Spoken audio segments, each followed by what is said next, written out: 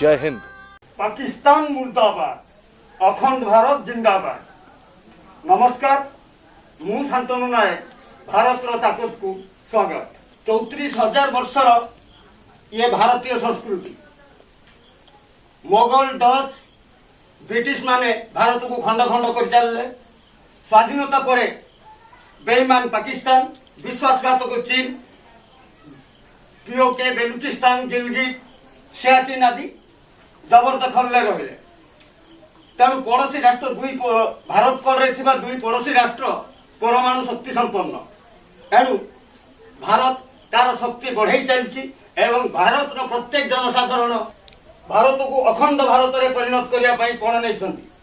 भारत तार anti satellite missile परीक्षा करी पृथ्वीर बृहत चतुर्थ शक्ति रे परिणत होता बेले रूस रु S-400 किणी आज भारत तृतीय बृहत्तम शक्तिशाली राष्ट्र।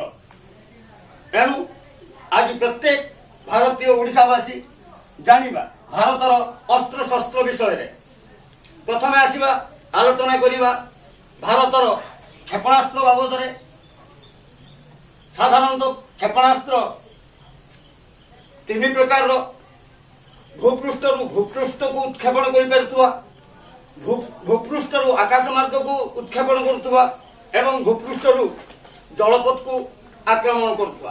सेहीपरि air to air, air to surface and air